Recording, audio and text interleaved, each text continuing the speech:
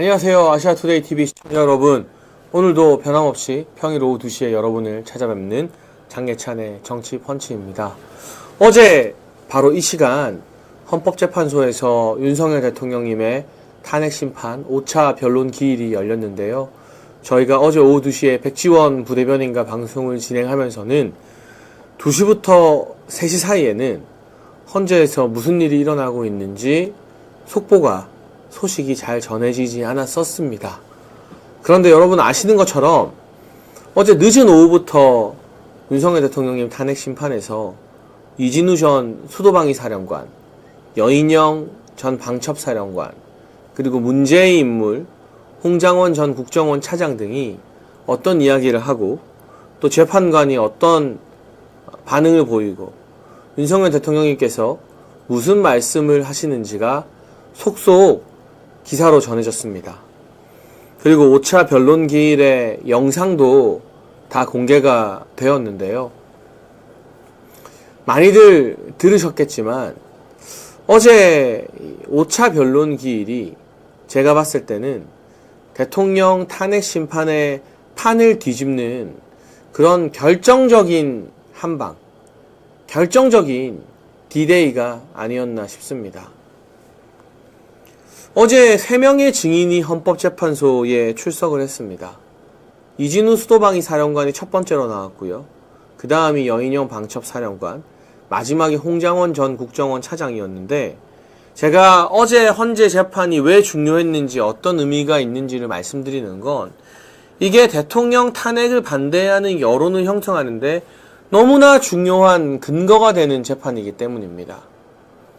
우리가 더 많은 국민들을 설득하고 더 뜨거운 여론을 만들어서 헌법재판소가 감히 대통령 탄핵이라는 무도한 선택을 내리지 못하도록 국민들이 목소리로 또 집회 참석의 열기로 들고 일어나서 헌재를 바꿔놓아야 하는 것인데 마은혁 재판관 선고 연기처럼요.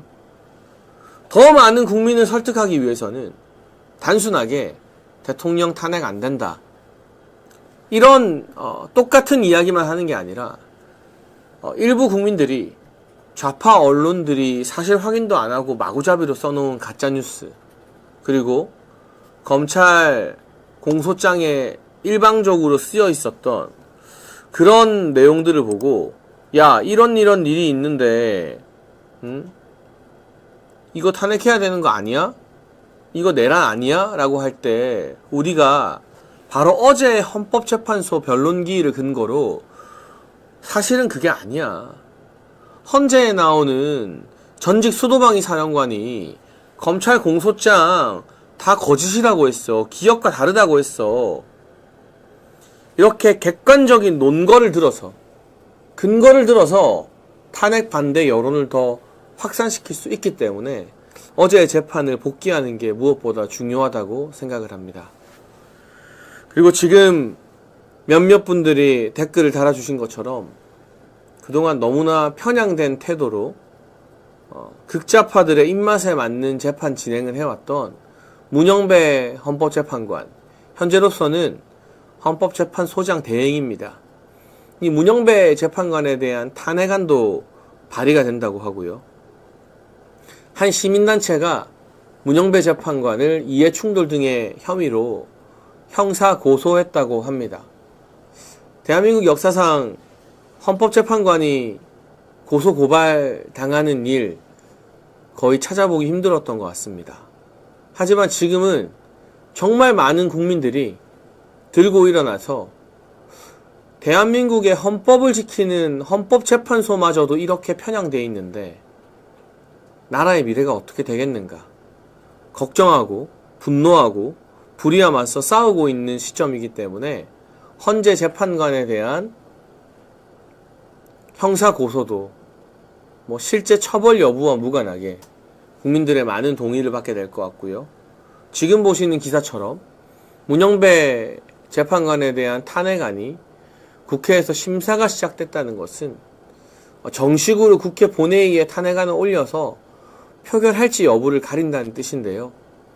여러분 일단 이 설명 먼저 드리면 본회의에서 문영배 탄핵안은 당연하게도 통과는 안 될 겁니다.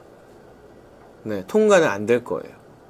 제가 뭐 다른 유튜버들처럼 자 이제 문영배 탄핵됩니다 여러분 박수 막 이렇게 저는 사실과 다른 이야기를 해드릴 수는 없거든요. 우리 정통 언론사인 아시아투데이 유튜브에서는 정말 정확한 정보만 전해드려야 되니까.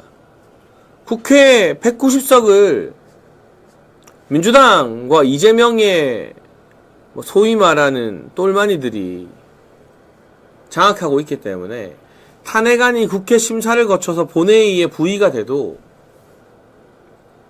이게 표결에서 과반을 넘기는 건 현재로서는 불가능한 상황입니다. 하지만 이게 어떤 의미가 있느냐. 대한민국 역사상 처음으로 제가 알기로는 최초예요. 헌법재판관에 대한 탄핵안이 국회 본회의에 올라간다는 것 그 자체. 그래서 본회의장에서 투표를 하면 국민의힘은 의석수가 적으니까 당연히 투표에서는 밀리겠지만 그 자체가 굉장히 큰 상징적 의미를 지니고 정말 많은 언론 보도를 통해서 야 어떡하다가 헌법재판관이 탄핵까지 돼가지고 국회에서 본회의 표결을 하냐 대체 무슨 일이냐 관심을 가지고 이걸 깊숙하게 살펴보게 되는 국민들이 훨씬 더 늘어나게 되겠죠. 또 한 가지 의미가 있습니다.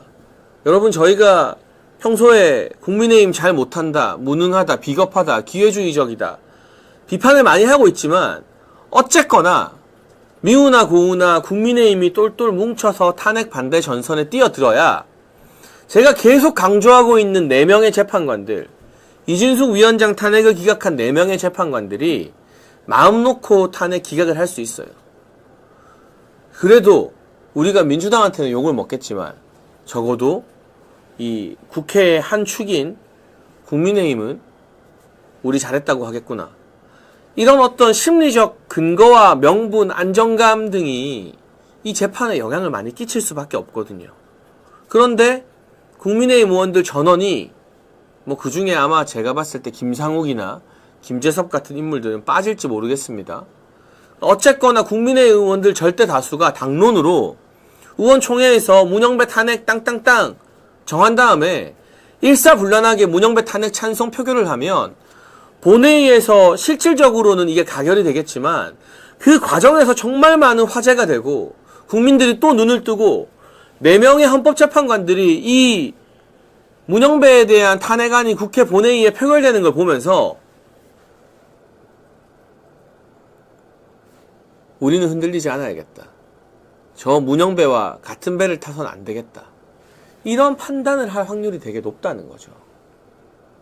그래서 문영배 탄핵안이 국회 심사대에 오른 것, 국회 본회의에 부의돼서 표결 가는 과정에 오른 게 굉장히 중요한 의미를 지닌다라고 말씀을 드리는 겁니다. 네, 지금 댓글로 물어보시는데요. 문영배 아직 탄핵된 건 아니고요. 국회에 제출한 탄핵안이 이게 문제가 없는지에 대해서 국회 내부에서 심사하는 단계에 돌입했다고 합니다. 이 심사에서 뭐 큰 결격 사유가 있지 않는 한 국회의장이 이걸 상정을 해서 본회의에서 표결을 해야 되는데 여러분 이런 가능성도 있어요. 우원식 국회의장이 아무런 이유 없이 문영배 탄핵안을 본회의에 상정하지 않을 수도 있어요. 그런데 민주당 편을 들고 이재명 밑에서 알랑방귀 끼다가 국회의장 된 우원식이 지금 뭐 민주당 내에서 이재명이 사법 리스크로 추락하면 우원식 대통령 후보 만들 수 있다 이런 이야기도 스멀스멀 나오잖아요.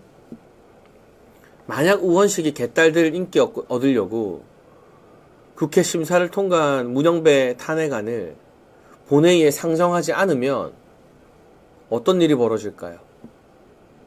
저는 속으로 솔직히 상정하지 마라.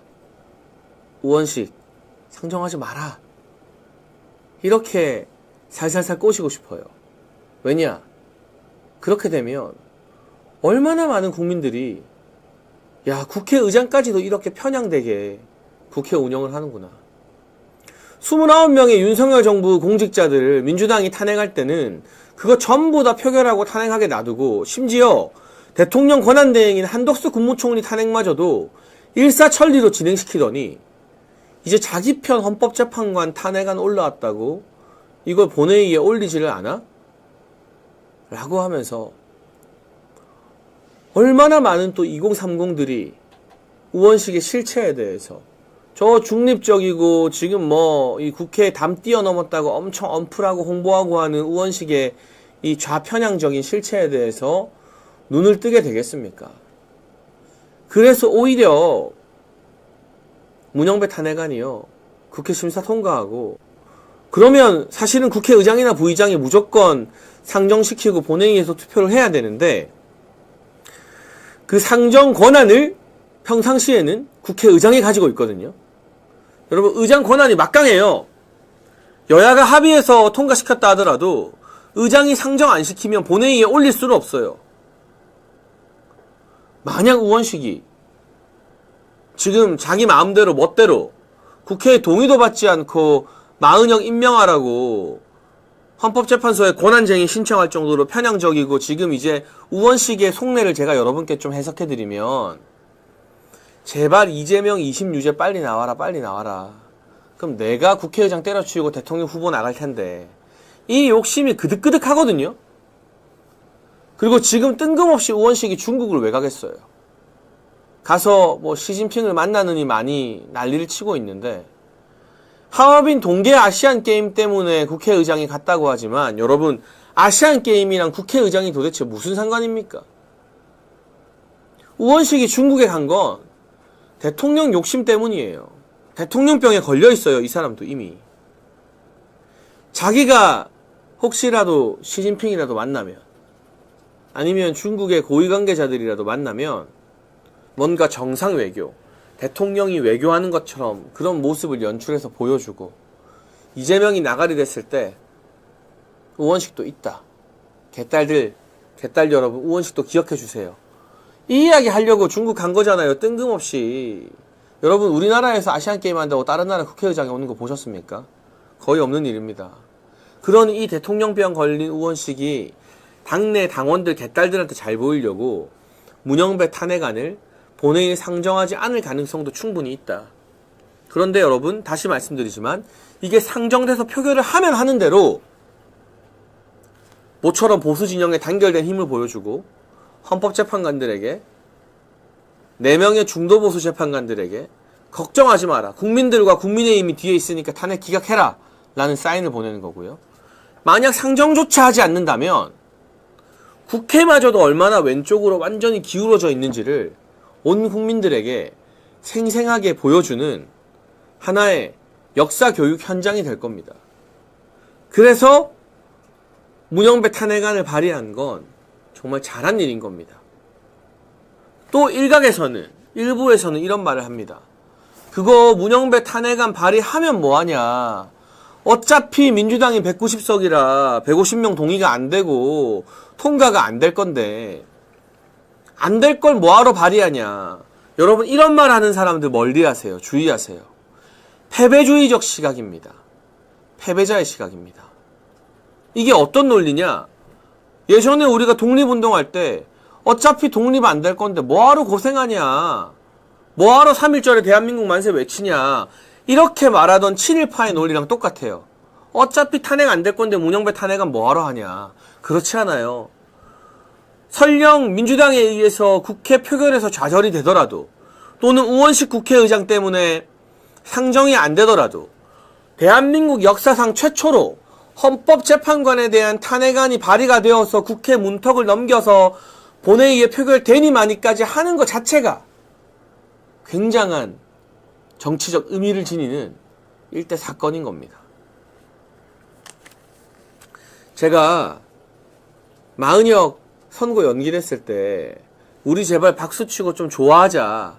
기분 좋은 일은 우리도 힘낼 수 있게 으쌰으쌰 하자라고 말씀드렸더니 여기 계신 그 당시에 수천 명의 시청자분들이 막 박수 이모티콘 올리고 그랬잖아요. 문영배 탄핵안이 국회 심사에 오는 것 자체도 우리가 박수치면서 지켜봐야 될 중대 사건입니다. 결코 의미 없는 일이 아니다. 그리고 이런 노력들이 지금 당장은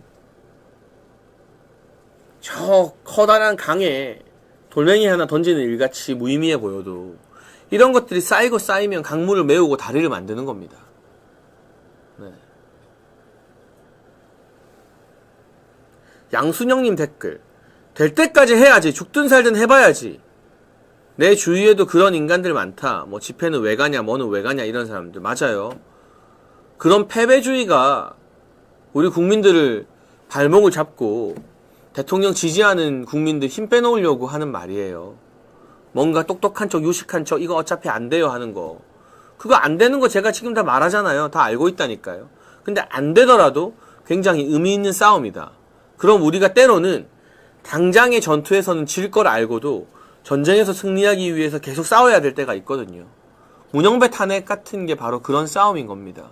그래서 국민의힘 국회의원들이 뭐 잘할 때도 있고 못할 때도 있고 하지만 주로 못할 때가 더 많죠. 어차피 안 되는데, 어차피 민주당이 숫자도 많은데, 이거 해봤자 통과도 안 될 텐데, 이런 패배감에 빠져서 아무것도 안 하고 방송도 안 나오고 안 싸우는 그런 국민의힘 의원들이 각성해야 되는 거고요. 다행히 조금씩은 일부는 변하고 있고요. 저희가 이상희 의원이 만든 미디어 특위 카드뉴스 한번 보여드렸잖아요. 탄핵 반대 집회에 나온 국민들, 극우가 아닙니다. 국민입니다. 국민의힘에서 그런 카드뉴스 만든 거, 이거 굉장히 칭찬할 일이다라고 제가 말씀드렸죠. 조금씩은 변하고 있지만 그래도 변해야 되죠. 지금 NL님도 댓글 달아주셨는데 3.1 만세 운동도 그거 어차피 안 된다며 하지 말라고 했을 인간들. 그러니까요. 당장 안 되더라도 우리가 그 3.1절의 만세 운동이 역사에 영원히 기록되고 독립운동의 하나의 변곡점이 된 것처럼 문영배 탄핵도 마찬가지고 앞서 말씀드렸던 40여 선고 연기도 마찬가지고 어제 헌법재판소의 5차 변론 이진우 수도방위 사령관의 증인 진술도 마찬가지고 이게 다 하나하나가 쌓이고 쌓여서 대통령님을 다시 돌아오게 만드는 역사의 분기점이 되는 중요한 일들이라는 말씀을 저는 아시아투데이 정치펀치에서 많이 해드리고 싶고 이런 설명을 통해서 생방으로는 뭐 1000분, 2000분, 3000분이 보지만 그리고 이게 몇만 분이 이제 최종적으로 보지만 이 이야기를 본 몇만 명이 우리 포기하면 안 된다, 힘 빠지면 안 된다라고 주변에 10사람한테만 말하면 몇십만 명, 100만 명이 힘을 내고 으쌰으쌰 싸우게 되는 거예요. 우리가 지치지만 않으면, 먼저 나가 떨어지지만 않으면 이 싸움에서 우리는 이기게 되어 있습니다. 여러분, 저처럼 입 빨린 소리 안 하고 못하는 사람 유튜브나 방송국에 잘 없잖아요. 저는 막 시청자님들이랑도 좀 부끄럽지만 싸울 땐 싸우잖아요. 그건 아니라고, 잘못 생각하시는 거라고. 저는 막 절대로 희망 고문하거나 안 되는 걸 될 것 같다는 이야기를 안 하거든요. 그런데 지금 판이 바뀌고 있어요. 정말로. 판이 바뀌고 있기 때문에 우리가 지치지만 않고 힘을 내고 싸우면 이게 결국에는 시간 싸움이거든요. 헌재 탄핵 심판이 졸속으로 이루어지지 못하게 우리가 시간을 좀 더 버느냐의 싸움. 그리고 이재명 2심 유죄가 언제 나오느냐, 그 시간을 또 확보하느냐의 싸움. 이 시간에서 우리가 이기고 있어요. 마흔역 선거 연기부터 시작해서 이진숙 4대4도 오히려 더 좋은 일이라고 제가 말씀드렸잖아요. 될만하니까. 요즘 젊은 친구들 말로 이길 각이라고 하죠. 이길 각이 보이니까 여러분 우리 지치지 말자고 제가 말씀을 드리는 겁니다. 저는 절대로 안 되는 거 된다고 하는 사람 아니잖아요. 제가 막 별거 아닌 뉴스를 포장해서 막 난리 났다, 다 끝났다, 뒤집어졌다 이런 말 저 안 하잖아요. 아시죠? 맨날 그냥 첫날 난리 났다 하는 사람들이 있는데 저는 그런 사람 아닙니다. 근데 저처럼 냉정하고 차갑게 정치를 보려고 하는 사람들도 야, 이제는 진짜 판이 좀 바뀐 것 같다. 아, 이제는 되겠다. 이길 수 있다. 라는 생각이 점점 이까지 왔어요. 정말로. 그리고 제가 한 가지 말씀드릴게요. 국민의힘 국회의원들이나 정치인들, 또 여의도에서 활동하는 정치권의 인사들, 제가 요즘도 상당히 많이 만납니다. 자주 만나고요. 기자들이랑 전화도 하고요. 그런데 솔직히 말해서 한 1, 2주 전까지만 해도 그 사람들이 밖에 나가서 방송에서 말하는 거, 인터뷰에서 말하는 거랑 다르게 사석, 우리끼리 모이는 이제 식사 자리나 이런 데서는요, 야, 그래도 탄핵 기각이 되겠어? 탄핵 인용될 거야. 헌재 저렇게 된 거 봐. 결론 정해놓고 가는 거지 뭐. 이런 분위기가 꽤 많았어요. 솔직히 제가 이제 와서 지냈으니까 털어드리면. 뭐 누구누구를 지목하지 않더라도 막 헌재 욕하고 하는 사람들도, 국회의원들도 사석에서 우리끼리 은밀하게 만나면 그런 생각을 했어요. 근데 일주일 전부터 분위기가 좀 달라지고 있어요. 진짜로. 좀 바뀌어요. 이러다가 진짜 탄핵 기각될 수도 있겠는데? 탄핵 기각되겠다. 특히 지난주 명절 끄트머리 토요일 부산역에 역대급 인파가 모이고 전한길 선생님이라는 천군만마가 여론을 주도하고, 그리고 부산의 대표 일간지 부산일보에서 역대급 인파라는 단어를 자기들 종이 기사에 딱 박아놓고, 그러면서 하더니 정확히 어제 5차 변론이 끝나니까 저한테도 수많은 연락과 문자와 전화가 쏟아졌는데, 그 중에는 현역 국회의원들도 많습니다. 저를 이제 최고위원을 했다고 이제 사석에서는 대부분 저보고 장최고 이렇게 부르거든요. 최고위원은 너무 기니까. 국회의원들이 전화와서 또는 텔레그램으로, 야, 장최고, 이거 탄핵 기각될 수도 있겠는데? 야, 장최고, 이거 탄핵 안 되겠다.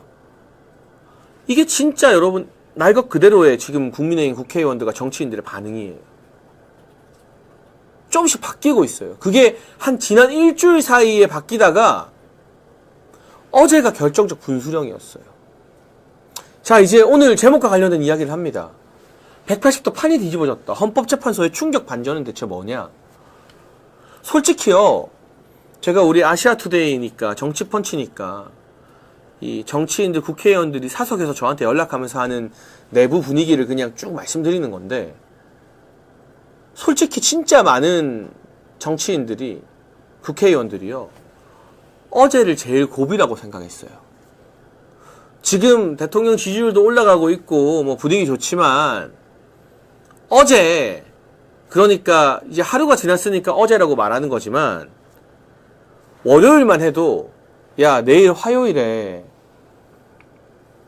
저 헌재 5차 변론 기일에 이진우랑 여인영이랑 홍장원 나온댄다.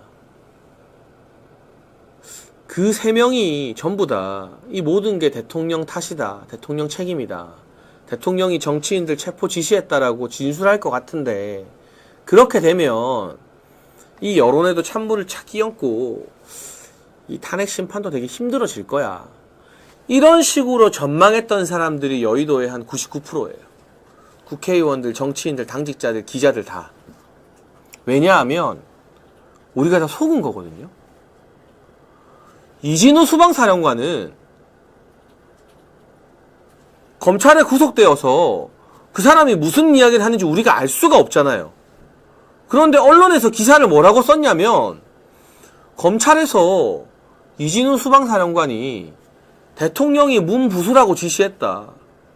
총칼 쓰든가 문을 부숴서라도 국회의원 끌어내라고 지시했다. 이렇게 진술했다더라 라는 기사가 막 나오니까, 그 기사를 통해서 상황을 파악하는 정치인들은, 여의도의 사람들은 불안할 수밖에 없는 거거든요. 저 기사 내용대로 헌재에 나와서 똑같이 이야기하면, 야, 이거는 진짜 좀 어려워지겠다.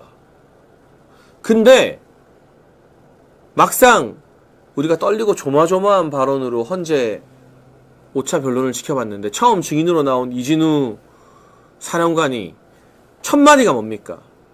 검찰 공소장, 내 기억과 상당히 많이 다르다.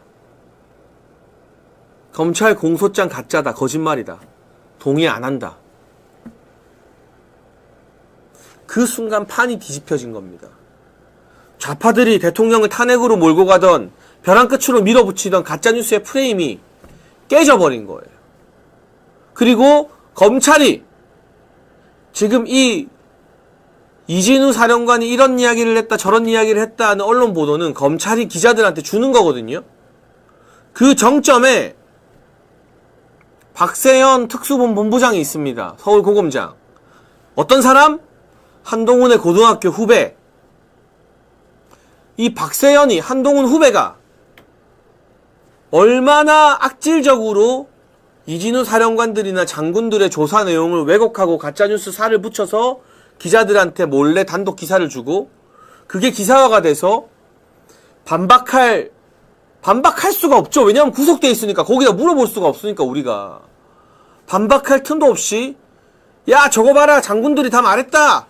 대통령이 뭐 총쏘라 했대잖아. 대통령이 문 부수라 했대잖아. 대통령이 뭐 다 끌어내라 했대잖아. 이렇게 몰아갔던 건지 그 충격적인 실체가 어제 드러난 거예요. 저는 등줄기에 소름이 쫙 돋더라고요. 그 기사를 보는데.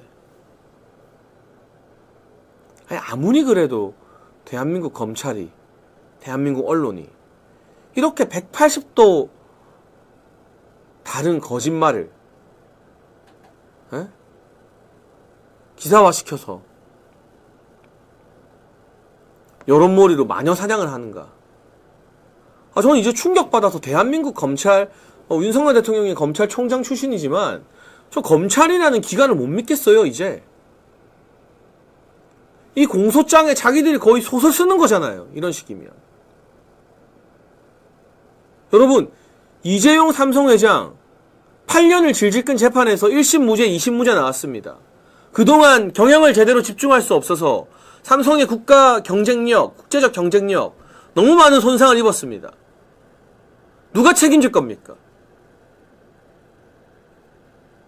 저 솔직히 말하면 물론 윤석열 대통령 같은 뚝심 있는 검사도 있겠지만 대한민국 검찰을 이제 못 믿겠어요.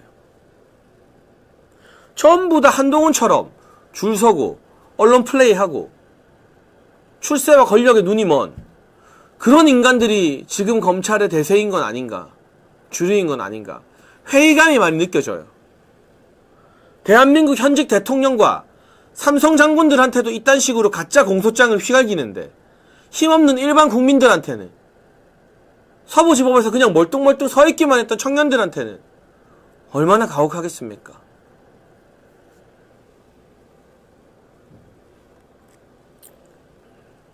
네, 여러분 여기서 제가 정치 구조적인 이야기를 좀 알려드릴까요? 대통령님도 검찰 출신이잖아요. 그리고 솔직히 말하면 윤석열 정부에서 검찰 출신들 많이 대우해줬습니다. 이복현 금감원장, 역사상 최초의 검찰 출신 금감원장이죠. 이재용 구속기소하라고 주장한 사람이죠. 이복현 원장 양심이 있으면 이재용 회장의 2심 무죄에 대해서 한마디 입장은 내야죠. 그리고 대통령이 이복현 원장을 얼마나 아꼈는데 탄핵 가결 국면에서 뭐 경제를 위해서는 탄핵되는 게 맞다고 했다던가 대통령을 버리는 발언을 했죠. 이창용 한국은행 총재랑 딱 붙어서. 저는 윤석열 대통령께서 정치를 하고 대통령을 하면서 제가 계엄 전에는 한 번씩 한남동 관저에 저녁에 부르시면 찾아가서 같이 식사도 하고, 한 번 식사하면은 뭐 아무리 못해도 서너 시간은 쭉 이야기하고 이런 일들이 몇 번 있었습니다. 대통령께서 가장 가슴 아파하는 건 검찰 출신 후배들에게, 동생들에게 배신당한 거였어요. 그 대표주자가 한동훈이었는데 한동훈의 후배인 박세현이 이 말도 안 되는 공소장으로, 수사로 대통령과 김용현 장관에게 어떻게 하고 있는지, 그리고 마지막까지 믿었던 이복현마저도 자기 자리 보존하고자 이창용 한국은행 총재에게 딱 붙어서 정치적인 발언으로 대통령을 버리고 공격하는 발언을 했죠. 근데 검찰들은 왜 이러는 걸까? 검찰 출신 후배들은 왜 이렇게 검찰 선배이자 그 누구보다 검찰 출신들에게 많은 기회를 줬던 우리 윤석열 대통령님 등에다 칼을 꽂는 걸까? 제가 그 구조적 이야기를 짧게 해드리겠습니다. 어디에서도 못 듣는 이야기입니다. 용산 대통령실 출신의 검찰 출신들도 검찰 출신 국회의원 된 사람들도 다 한동훈 편에 섰었잖아요. 주진우 의원이나 마찬가지잖아요. 왜 그럴까? 여러분, 결국은 권력 때문이에요. 권력 유지. 이게 어떤 생각을 검찰 출신들이 하느냐. 저는 윤석열 정부 초기부터 대선을 하면서 검찰 출신들이랑 일을 많이 해서 저도 다 형동생을 해봤잖아요. 우리 윤석열 대통령께서 검사 출신이기 때문에 검찰에 대한 정치적 공격이 정말 많이 들어왔죠. 근데 이제 대통령 덕분에 잘된, 대통령실도 들어가고 금감원장도 하고 뭐 비대위원장, 법무부 장관, 국회의원 했던 검찰 출신들이 머리를 굴려보니까 이 사람들 똑똑하잖아요. 머리는 기가 막히게 굴러가요. 다음번에 정권이 바뀌거나 아니면 국민의힘 내부에서도 검찰이 아닌 다른 정치인이 다음번 대통령이 된다고 치면, 그게 오세훈이든 홍준표든 뭐 김문수든 원희룡이든, 물론 홍준표, 원희룡 검찰 출신이지만 그 사람들을 검찰로 보는 사람은 없죠. 워낙 그 중간에 다른 일, 정치를 오래 했으니까. 그러니까 검찰 정체성을 가진 사람이 아니라 다른 인물이 다음번 권력자가 되면, 대통령이 되면 제일 먼저 타겟팅 돼서 권력의 핵심에서 쓸려 나갈 사람, 공천 못 받을 사람들이 바로 검사들이겠구나. 검사하다가 바로 정치권에 직행한 검사 출신들이 그 생각을 한 거예요. 역사상 최초의 검찰 출신 금감원장, 검찰 출신 대통령실 비서관, 검찰 출신 공공기관장, 검찰 출신 국회의원, 전부 다 윤석열 대통령 아니었으면 그 자리 꿈도 못 꾸는 인간들이거든요. 근데 이 사람들이 민주당이 정권 잡으면 말할 것도 없고 국민의힘이 정권을 연장해도 검찰 직속 선배가 아니면 우리가 지금 윤석열 대통령 덕분에 누리는 기회와 대우와 부귀 영화를 계속 못 누리겠다. 오히려 딱 찍혀서 본보기 삼아서 개혁의 명분으로 컷오프 되거나 날아가겠다. 이 판단을 해버린 거예요. 그래서 이 사람들이 하나같이 다 인간적 매력은 없지만 한동훈 밑에 가서 줄 섰던 거예요. 왜? 한동훈은 검사하다가 바로 법무부 장관, 비대위원장 됐으니까 검사 출신들, 검사 후배들 챙겨줄 것 같거든. 그러면 윤석열 정부에서 한자리하고 거들먹거리던 검찰 출신들, 검찰 출신 국회의원들 자리가 보존될 것 같거든. 그것 때문에 검찰 후배들이 대통령을 배신하고 한동훈한테 줄 선 것 때문에 대통령이 사석에서 정말 인간적 배신감을 토로했었고 힘들어했었고, 지금도 박세현이 왜 그럴까? 박세현이 서울 고검장 간 것도 대통령 덕분인데 특수본 본부장 완장 하나 차더니 그 누구보다 잔인하게 대통령과 김용현 장관에 대한 강제 수사를 진행하고 말도 안 되는 공소장을 쓰면서 대통령 탄핵을 부추긴 이유는 뭘까? 결국 한동훈 때문이에요. 이 검사들은요, 검찰 출신들은요, 대통령님이 탄핵되고 조기 대선에서 한동훈이 국민의힘의 대선 주자가 돼서 권력을 잡아야만 자기들 자리가 유지된다고 믿거든요. 그래서 아직도 지지율이 저렇게 바닥을 쳐도 이 사람들이 줄 설 데가 한동훈밖에 없는 거예요. 한동훈이 아니면 검찰 라인들이 오세훈, 홍준표, 원희룡, 김문수 누가 되든 다음번엔 다 정리된다, 이 생각을 하고 있는 거거든요. 이게 여러분, 제가 옆에서 직접 지켜보고 경험한 검찰 출신 윤석열 대통령님의 후배들이 왜 대통령님을 배신하고 한동훈에 줄 서고 탄핵을 부추기고 있는지, 그 결정적이고 핵심적인 이유입니다. 결국 검찰 딱지가 붙어있는 자기들의 권력이 뺏길까봐 두려워서인 겁니다.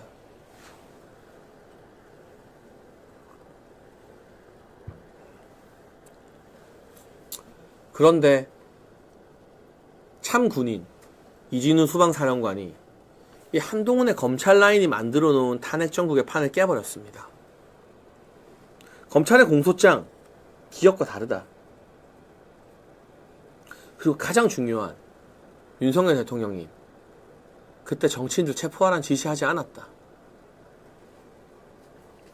의원들을 계엄 해제 의결해서 막으라는 지시도 안 했다. 여러분, 이걸로 솔직히 말하면 게임 끝이에요. 정상적인 재판이라면. 그리고 우리가 이 이진우 수방사령관의 진술을 5천만 국민 아무도 모르는 사람이 없도록 더 많이 이야기하고 강조하고 퍼뜨려야 되는 거예요. 정치인 체포 지시가 없었다면, 국회의 계엄 해제 의결을 막지 않았다면 이 비상계엄에서 대통령을 탄핵시킬 만한 어떤 근거도 없어지는 셈입니다. 그렇기 때문에 지금 헌재의 중심 쟁점이 대통령의 체포 지시가 있었느냐 없었느냐이고, 민주당과 좌파들이 홍장원 전 차장 100억대의 대북 자금을 횡령했다, 유용했다라는 의혹을 받고 있는 홍장원 전 차장을 영웅으로 만드는 것도 유일하게 지금 홍장원이만 대통령으로부터 정치인 체포 명단을 받았다라는 진술, 가짜 진술을 하고 있기 때문인 거죠. 하지만 그 진술도 계속 바뀌었습니다. 여러분, 이거 자료를 누군가 만들어주셔서 국민의힘 의원들이 페이스북에 올리고 있길래 저도 공유를 해봅니다. 홍장원이 얼마나 거짓말을 많이 하느냐. 처음에는 윤석열 대통령이 직접 정치인 싹 다 잡아들이라는 체포 지시를 내렸다고 했어요. 그랬는데 이제는 정치인 체포 지시 윤석열 대통령한테 들은 게 아니다. 여인영 방첩사령관의 지시였다라고 말을 바꿨죠. 그리고 계엄 직후에 조태용 국정원장에게 자기가 보고를 했는데 묵살했다고 했어요. 그런데 이제는 상황을 다르게 묘사하고, 이후에는 회의에서 보고했다고 하다가 또 나중에는 너무 민감한 상황이라 회의가 끝나고 따로 보고했다. 말을 3번이나 바꿔요. 그리고 대통령께서 국정원장을 통해 한동훈 전 대표 체포를 지시했다고 주장하다가 이제는 체포 지시는 방첩사의 결정이고 대통령님과 직접적 관련이 없었다고 수정을 했습니다. 이 정도로 말을 많이 바꾸는 홍장원의 진술이 진짜라고 믿을 사람은 극도로 왼쪽으로 기울어진 좌파 판사들밖에 없겠죠. 일반 재판에서 저렇게 진술 일관성이 유지되지 않으면 거짓말한다고 판사한테 욕 태박이로 먹고 혼납니다. 지금 요즘 애들 쓰는 말로 입벌구라는 말이 있어요. 입만 벌리면 구라, 거짓말이라는 속어죠. 유행어니까. 홍장원 완전 입벌구 아닙니까? 지금 하는 꼴을 보면. 이진우 수방사령관은요, 수도 서울을 책임지는 최고 책임자예요. 국회는 어디에 있죠, 여러분? 서울에 있죠. 정치인들 그때 다 어디 있었죠? 평일이라서? 서울에 있었죠. 정말 좌파들이 만들어낸 가짜뉴스나 검찰의 조악한 소설 같은 공소장처럼 대통령께서 정치인과 국회의원 체포를 하려고 마음을 먹었다면 국정원장도 아니고 그 밑에 있는 차장, 그것도 국내는 이제 없어졌고 해외를 담당하는 홍장원이 아니라 수도 경비를 책임지고 서울에서 군을 동원할 수 있는 이진우 사령관에게 지시를 했어야 맞는 거잖아요. 그런데 그 이진우 사령관이 그런 지시 받은 적 없다. 계엄 해제 막으라는 지시도 없었다. 의원들 끌어내라는 지시 없었다. 계엄군이 국회로 간 거는 안전과 질서 유지 때문이었다. 라고 이야기하지 않습니까? 정치인들을 체포하면 과천에 있는 벙커, B1 벙커에서 구금을 할 계획이었다. 이진우 사령관이 이런 말도 했어요. B1 벙커는 누구를 구금시킬 수 있는 시설이 안 된다. 그런 지시 받은 적도 없고 검토한 적도 없고 그거 다 불가능하다. 어제 이진우 사령관의 용감한 양심 고백으로 우리가 그동안 언론의 일방적인 가짜뉴스와 검찰의 언론 플레이에 얼마나 속고 있었는지가 만천하에 다 드러났습니다. 저 이제 검찰도 못 믿겠지만 언론 기사도 못 믿겠어요, 이제 정말로.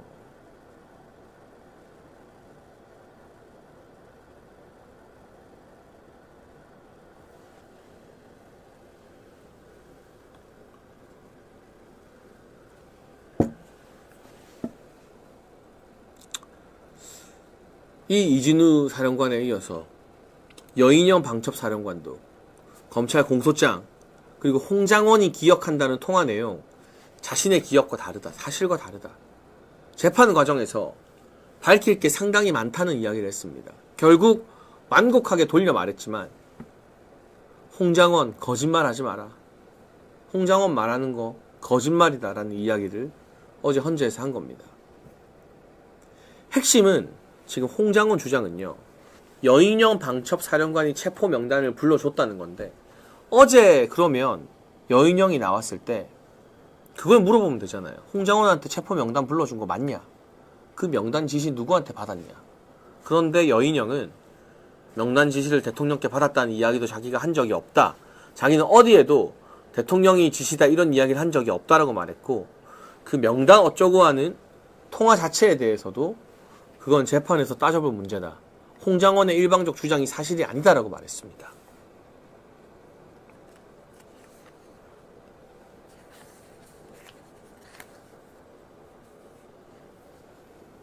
뒤늦게 나온 홍장원 말 여전히 체포 명단이 있었다는 주장을 굽히지 않았습니다. 그런데 드디어 정형식 헌법재판관이 나섰습니다. 그동안은 사실 문영배가 막 헌재에서 신문하고 설치고 재판 일정 마음대로 정하고 도대체 보수 성향 헌법재판관들은 뭐 하는 거야? 라는 답답함과 분노 어린 마음이 있었는데 어제 드디어 공식적인 증인신문에서 정형식 재판관이 나섰습니다. 홍장원에게 직접 신문을 했습니다. 체포 명단을 적었다는 메모 이해가 안 된다. 방첩사령관이 국정원 1차장보다 훨씬 높은 사람인데 방첩사령관이 그걸 국정원 1차장한테 왜 말해주냐? 응? 왜? 네가 뭔데? 그리고 여인영은 자기가 홍장원한테 전화 건 게 아니라 홍장원이 자신에게 전화를 걸었다고 했어요. 상식적으로 체포 검거 요청을 불러줄 거면 여인영 사령관이 홍장원한테 전화를 해서 이런 명단이 있다. 받아 적어라라고 해야지. 왜 홍장원이 먼저 전화를 한 겁니까? 그리고 이 메모도 사람 이름을 알아볼 수가 없는데 처음에는 자기가 뭐 오른손잡이 왼손잡이나 다른 손으로 썼다느니 뭐 필기체라느니 나중에는 또 그걸 보고 국정원에 또 다른 참모 직원이 써줬다는데 그 참모 누구냐? 누군지는 못 밝히겠대요. 그러니까 정형식 재판관이 어제 질문을 하면서부터 홍장원 네 말 못 믿겠다. 너 거짓말이지. 라면서 질문을 했고 거기에 대해서 홍장원이 제대로 답변하지 못하면서 헌재 재판관들 사이에서 4명의 재판관들 정형식, 조한창, 김영도, 김복형 4명의 재판관들 사이에서 이거 이상하다. 홍장원 거짓말하는 거 너무 티난다. 이진우랑 여인영이 대통령 체포 지시 없었다고 하네? 야, 이거 판 바뀌었다. 이런 판단이 저는 그 4명 사이에 아주 공고하게 각인됐을 거라고 봅니다. 그 전부터도 헌재에서 4대4가 대립하고 있다 했잖아요. 그리고 이 4대4의 격돌이 대립이 강하면 강할수록 우리에게 대통령께 도움이 된다고 제가 말씀드렸잖아요. 이게 점점 더 강해지고 있는 거예요. 문영배는 표정이 안 좋다 못해 거의 썩어가더라고요. 왜? 정치권의 많은 사람들처럼 이진우 사령관이나 여인영 사령관이 모든 건 대통령 탓이다. 대통령이 체포 지시했다. 이렇게 이야기를 할 줄 알았는데 아니니까. 완전히 판이 바뀌니까. 문영배와 또 정청래의 표정은 일그러지다 못해 썩어갔고 정형식 재판관은 자신감을 얻어서 홍장원 너 거짓말하는 거 아니야? 네 메모 이해가 안 된다라고 아주 공격적인 증인신문을 할 수 있게 된 거죠. 그래서 대통령께서 이진우 수방사령관의 진술을 듣고 거기에 대해서 뭔가 하실 말씀 없느냐라는 질문을 받았을 때 이렇게 말씀하셨습니다. 훌륭한 군인의 진술에 내 말을 더 섞고 싶지 않다. 참 군인, 곽종근 같은 군인이 특전사령관이라고 민주당 정치인들 만나서 회유당하고 질질 짜고 유튜브 나오고 그런 모습 보다가 참 군인의 모습에 아마 윤석열 대통령께서도 그날 좀 감동하고 힘을 받지 않으셨을까 싶습니다. 네. 오만과 편견님, 제 목소리에 힘이 없는 게 아니라 1시간 내내 이렇게 하이텐션으로 말하면 방송을 다 유지할 수가 없습니다. 제가 또 힘을 내고 세게 말할 때는 세게 말하고 있으니까요. 이게 완급 조절을 하는 거니까 양해를 좀 부탁드립니다. 자, 이제 앞으로의 재판은 어떻게 진행될까요? 지금 민주당과 좌파들은 곽종근에게 희망을 걸고 있습니다. 어제가 고비라고 생각을 했었는데 그 고비를 탄핵 심판의 판을 완전히 뒤집어 버리면 윤석열 대통령이 넘어버렸고 이제 거짓말하는 거 아니야 라는 의심의 눈초리가 홍장원과 검찰에게 갔기 때문에 홍장원 카드를 얘네가 막 밀어서 제가 파악해보니까 제가 그런 것도 살펴보고 하는 거 전문이잖아요. 얘네가 의식적으로 온라인에서 홍장원을 띄우더라고요. 댓글 부대가. 온라인 여론팀이 홍장원에 대한 찬양 글이 이상할 정도로 각종 온라인 커뮤니티에 많이 동시다발적으로 올라오는데 야, 이거는 작업이 들어갔구나 라는 본능적 확신이 들었습니다. 근데 이제 홍장원 띄우기를 하다가 홍장원이 국회에서 민주당이 우쭈쭈 해줄 때랑은 다르게 그때는 폼 잡고 막 영국 톤으로 뭐 저 대통령 좋아했습니다 막 이런 말 하다가 헌재 가서 깨지는 걸 보니까 야, 이제 홍장원 카드 못 쓰겠다. 이제 남은 카드, 좌파들의 마지막 카드가 뭐냐? 곽종근입니다. 정말 군인답지 않은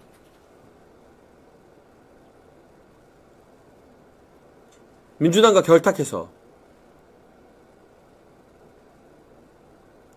자기 하나 살아보겠다고. 그런데 정작 이 곽종근은요, 그 누구도 지시한 적 없는 공포탄과 테이저건 사용을 가장 먼저 이야기했던 인물입니다. 만약 이번 비상계엄에서 누군가 형사적 책임을 져야 된다면 1번이 바로 곽종근 특전사령관입니다. 왜? 아무도 공포탄 쏘라고 지시하지 않았어. 아무도 테이저건 같은 거 쓰라고 지시하지 않았어요. 근데 곽종근이 자기가 잘 보이겠다고, 과잉 충성하겠다고 공포탄 쏘면 어때? 테이저건 쏘자. 부하들한테 그렇게 이야기한 거예요. 그 주변에 다른 장군들이 말렸대요. 그러니까 자기 잘못이 제일 크니까 그걸 숨기려고 민주당과 결탁해서 공익제보자라도 돼보고자 대통령에게 불리한 가짜 진술을 쏟아내고 있거든요. 그 곽종근 밑에 있던 707 특임대도 그 사람들은 뭘 모르겠죠? 대통령과 직접 연락할 그게 아니니까. 이 곽종근이 이제 헌재에 나오는데 저는 여기서도 정영식 재판관이나 이런 분들이 곽종근에게 난 네가 하는 말 이해가 안 된다. 홍장원의 메모가 이해가 안 되는 것처럼 너 진짜 대통령한테 그런 지시 받은 거 맞냐? 근데 왜 수도 서울, 어떻게 보면 국회가 있는 서울을 책임지는 수방사령관은 그런 지시 안 받았다고 하냐? 너 솔직하게 말해라 라고 하면 곽종근이 쌓아올린 거짓의 성도 오히려 헌재 재판에서 와르르 무너지게 될 겁니다. 그러면 홍장원 카드도 막히고 곽종근 카드도 막힌 민주당과 좌파들의 히스테리는 더더욱 심해지겠죠. 그러면서 이제 다들 자기 발등을 찍는 국면인 것 같아요. 오늘 민주당의 노정면 의원이, 그래도 이 사람도 언론 기자 출신인데, 대통령 지지율 51% 기록했다는 펜앤마이크 여론조사를 언급하면서 이걸 받아서 써주는 문화일보를 비롯한 다른 언론사의 기자들을 싸잡아 욕하더라고요. 그런데 기자 출신 국회의원이 기자들 욕하면 언론사와 기자들의 반감은 더 커지고 그건 전부 다 화살이 되어서 민주당과 이재명에게 돌아갑니다.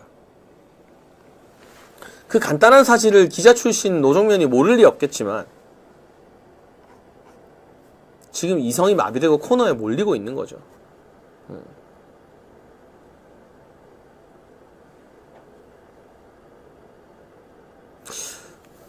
어제를 고비로 생각했던 보수 진영 국민의힘 내부 분위기는 어제 헌법재판소 이진우 수방사령관의 양심 고백 이후에 이거 진짜 이제 탄핵 기각될 것 같다. 진짜 대통령 돌아오시는 거 준비해야 된다. 이런 쪽으로 기류가 급물살을 타기 시작했습니다. 그럼 두고 보세요. 내일 있을 헌재 재판에 강명구 의원과 조지현 의원이 국민의힘 국회의원으로는 처음으로 방청을 한다 하더라고요. 이게 여러분 일주일 전만 해도 대통령 뵈러 구치소 간다 해도 막 욕하고 그런 분위기였는데 이제는 뭐 대통령 비서실 출신이긴 하지만 헌재 방청 가잖아요. 국민의힘 국회의원들이. 점점 더 대통령 탄핵 기각 쪽으로, 탄핵 반대 쪽으로 국민의힘과 보수 진영의 주요 인사들의 분위기도 흘러가게 될 겁니다. 반면 민주당은 어제 헌재 재판 이후에 내부적으로 굉장히 많이 당황했다고 해요. 민주당도 보는 눈이 있다면, 듣는 귀가 있다면 이거 판이 바뀐 걸 모를 수가 없거든요. 야, 이러다 윤통 탄핵 기각되고 돌아오겠다. 이게 지금 민주당 내부의 최대 고민거리로 떠올랐고, 그래서 곽종근 전 특전사령관에게 마지막 희망을 걸고는 있습니다만, 저는 정영식 재판관이나 헌재 재판관들이 대통령 변호인단 가기도 전에 홍장원의 메모를 박살냈던 것처럼 민주당에게 오염된 박범계 만나서 공익제보자 되겠다고 약속받고 하는 곽종근의 오염된 진술을 박살낼 거라고 생각을 합니다. 그리고 여러분 지금 국회에서 국민의힘까지도 뭐 개헌이다 뭐다 이야기하면서 개헌 특위 띄우고 개헌 이야기하는 거에 대해서 어떻게 생각하느냐, 이거 안 되는 거 아니냐 여러 이야기 하시는데요. 제가 막 복잡하고 긴 이야기 말고 간략하게 정리해 드릴게요. 개헌을 꺼내는 사람들의 공통점이 있어요. 1번, 죽었다 깨어나도 대통령 될 가능성이 없는 사람들이에요. 대통령이 될 것 같은 사람들은 개헌 이야기 안 꺼내요. 왜? 국민의 지지를 받으면 되니까. 그런데 죽었다 깨어나도 국민의 지지를 받을 자신이 없는 사람들은 개헌을 통해서 국회의원들의 지지를 받아서 대통령 권한을 행사하려고 합니다. 지금 개헌 논의하고 있는 수많은 사람들, 대통령 될 가능성이 1이라도 보이나요? 없죠. 결국 개헌 이야기를 꺼내는 건 내가 대통령 권한은 누리고 싶은데, 권력은 잡고 싶은데 국민들의 지지를 받을 자신은 없으니까 꼼수를 써서 국회의원들 내가 지지고 복구해서 사실상 대통령이 되겠다라는 뜻입니다. 그리고 두 번째, 현역 정치인이 아니에요.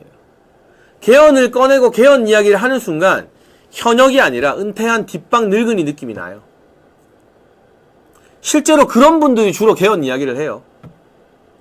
여전히 뜨겁게 현역에 있는 분들은 개헌 이야기 안 해요. 관심도 별로 없어요. 왜냐? 국민들이 개헌에 관심이 없거든요. 우리 국민들 중에 지금 이 문제가 개헌을 안 해서라고 생각하는 사람들이 있을까요? 개헌하면 뭐 달라집니까? 지금도 국회가 어마어마한 권력으로 대통령 팔다리 다 묶고 아무 일도 못하게 만드는데 그 권력을 더 줄이고 국회 권력을 더 늘려준다? 이런 개헌에 동의하는 국민들이 얼마나 될까요? 먹고 살기 힘들어 죽겠는데 지금 외국에서는 무역전쟁이 다시 심화되고 있는데 우리 대통령 일도 못하게 탄핵시켜놓고 자기들끼리는 개헌을 부활시키겠다? 여기에 동의하는 국민들 없어요. 현역 정치인들은 현장에서 국민들을 많이 만나기 때문에 야, 국민들이 개헌 관심 없구나라는 걸 알아요. 그런데 이제 뒷방으로 간, 뒷방 늙은이가 된 정치인들은 맨날 여의도에서 자기들끼리 모여서 밥 먹고 술 먹고 하거든요. 그러니까 아직도 시대착오적인 개헌 이야기를 하는 겁니다. 개헌에 대한 너의 생각은 뭐냐? 제가 나름 방송도 오래 했지만 지난 4년간 정치 경험을 압축적으로 하면서 저도 예전에는 뭐 개헌이나 내각제나 뭐 이원 집정부제, 책임총리제 이런 거 관심이 되게 많았거든요. 근데 지금은 제도의 문제가 아니에요. 사람의 문제예요. 정치인들의 수준, 특히 이재명 대표 같은 야당 대표나 야권 대선 주자의 수준이 문제인 거지. 이거를 바꿔서 의원 내각제를 하든 이원 집정부제를 하든 지금의 절망적인 수준의 국회가 국민들께 희망을 드리겠습니까? 사람을 바꾸고 체질을 바꾸지 않으면 아무 의미가 없는 이야기입니다. 그리고 제가 정리한 개헌의 원칙, 아까 말씀드렸죠. 죽어도 대통령 될 가능성 없는 사람들이 개헌 이야기한다. 뒷방 늙은이들이 개헌 이야기한다. 개헌에 대한 저의 생각은 이렇게 정리하도록 하고, 맥을 가장 잘 짚는 건 최근에 나경원 의원입니다. 대통령께서 구치소 접견 나경원 의원도 같이 오라고 괜히 부른 게 아니에요. 개헌이 필요하다면 제왕적이고 비대한 국회의 권력을 분산시키는 방향으로 가야 된다. 대통령 팔다리 꽁꽁 묶고 감옥 보내는 게 국회예요. 근데 여기서 국회 권력을 더 키우겠다고? 제왕적 대통령제?